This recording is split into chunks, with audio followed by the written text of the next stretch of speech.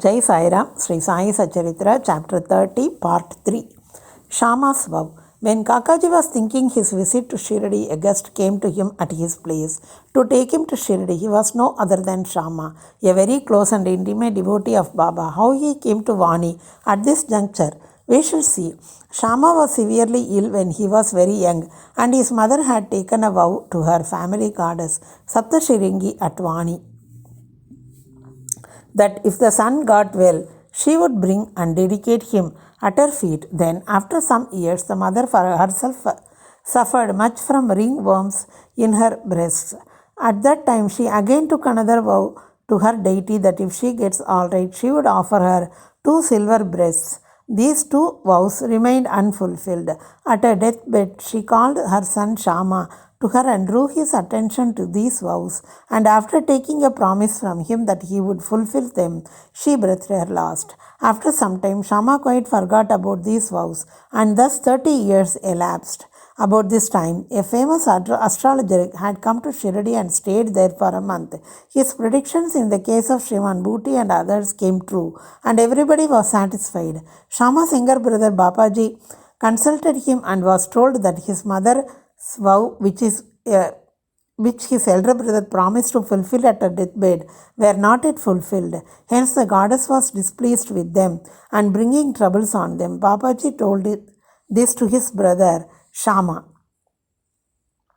who was then reminded of the unfulfilled vows. Thinking that any further delay would be dangerous, he called a goldsmith and got a pair of silver breasts prepared. Then he went to the masjid, prostrated himself before Baba, and placing before him the 2 silver breasts, requested him to accept them and free him from the vows, as he was to him his Saptashiringi goddess. Then Baba insisted upon him to go himself to the temple of Saptashiringi and offer them in person at the feet of the goddess. Then, after taking Baba's permission and Udi, he left for Vani. In searching of the priest, came to Kakaji's house.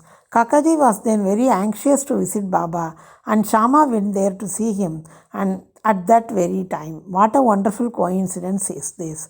Kakaji asked him who he was, and whence he had come, and on learning that he came from Shirdi, he at once embraced him. So overpowered was he with love. Then they talked about Sai Leelas, and after finishing the rites of Shama's vows, they both started for Shirdi. On reaching the place, Kakaji went to the masjid and fell at Baba's feet. His eyes were bedwet with tears, and his mind attained calmness. According to the vision of the goddess, no sooner did he see Baba that his mind lost all its restlessness and it became calm and composed. Kakaji began to think in his mind, what a wonderful power is this! Baba spoke nothing. There was no question, no answer, no benediction pronounced. The mere darshan itself was so conducive to happiness. The restlessness of my mind disappeared by his mere darshan. Consciousness of joy came upon me. This is what is called the greatness of darshan. His vision was fixed on Sai's feet, and he could utter no word. Hearing Baba's Leelas, his joy knew no bounds. He surrendered himself completely to Baba, forgot his anxiety and cares, and got undiluted happiness.